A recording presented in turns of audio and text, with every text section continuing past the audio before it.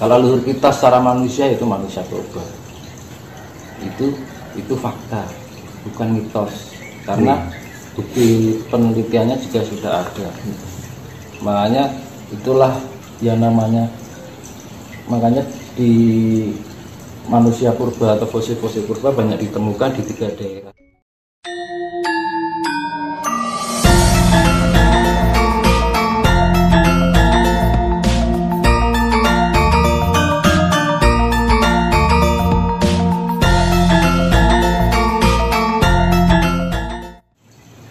Kajian kita mulai dari tadi ya, kira-kira bisa ditarik sebuah kesimpulan apa Mas Dinus supaya ini benar-benar bisa membawa pencerahan bagi teman-teman semuanya, Mas. Jadi dari sekian saya ceritakan dari pertama sampai sekarang ini tadi, jadi proses awal pembentukan materi elemen semesta yang sifatnya makrokosmos dan mikrokosmos. Kalau makrokosmos itu kalau secara makrokosmos itu atau secara di dalam silsilah alam itu ya, setelah Nabi Sid itu terjadi pembentukan 2 materi, dua partikel, yaitu non material dan material, Sangyang Anwar atau dan Sangyang Anwas. Itu jadi yang dinamakan Sid itu atom yang kalau di teori Big Bang itu ledakan yang berbentuk cahaya itu ya, cahaya itu yang dinamakan Sangyang Anwar. Dan pencahayaan itu menimbulkan pecahnya materi, terbentuknya planet-planet, bintang, meteor, kan itu materi. Awalnya seperti itu. Tapi kalau secara mikrokosmos, yaitu tadi yang namanya cahaya itu adalah aura, jiwa, yang dinamakan jiwa.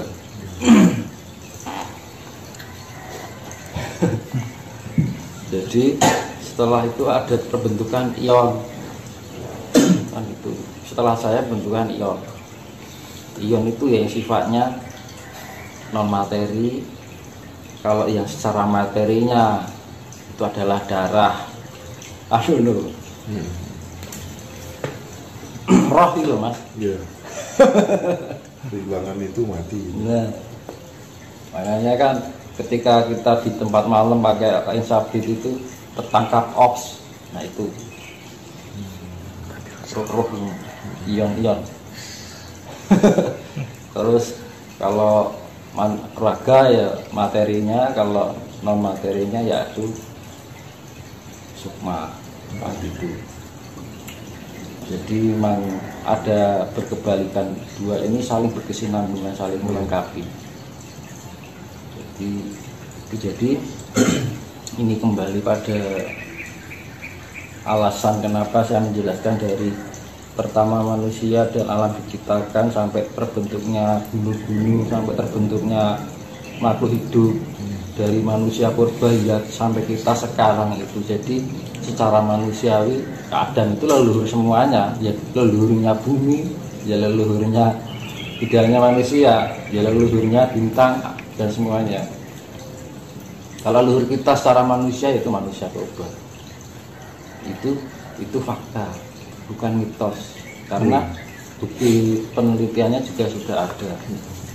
Makanya itulah yang makanya di manusia purba atau fosil-fosil purba banyak ditemukan di 3 daerah itu. Yang paling banyak adalah Sangiran di pesisir gunung, kaki Gunung Lawu, terus Wajah Kencis di Tulungagung di kaki Gunung Wilis, dan Penanggungan yaitu Mojokerto, Pitekan Tebus Mojokertensis yang ada di Penanggungan. Nah itu dari 3 gunung itu sampai sekarang nggak ada masalah. Usianya 1 juta tahun. Aman-aman aja. Ketika di tempat lain banyak bencana, kok aman-aman aja. Betul. Termasuk corona juga begitu, Mas. Iya ya. Logis kan gitu. Jadi itulah fungsinya spiritual. Kalau kita sudah memahami tingkat partikel itu, mempelajari tentang kelembutan partikel-partikel alam semesta yang sifatnya non-material. Kalau secara materi kan gina ketok terlihat gitu loh. Kalau non-material itu sangat susah sekali. Dan itu makanya fungsinya Sang Hyang Nurrasa itu kan rasa. Kan gitu. Makanya Sang Hyang Nur Cahya itu kan ya cahaya itu tadi, jiwa itu. Jiwa melahirkan Sang Hyang Nurrasa. Akhirnya kita punya indera perasa penciuman itu karena punya rasa. Yon. Itu makanya dolanan HP bisa ngerasa kandel tipis kan karena kita ada ion-ion tadi. Nah, ion-ion tadi terdapat senyawa. Senyawa itu membentuk zat cair, zat padas, tak padat, zat gas, zat api. Nah, itu darah itu. Iya, gue denger tora. Jadi aku lebih bahasan fisika ini nggak paham. Ion nih. Jadi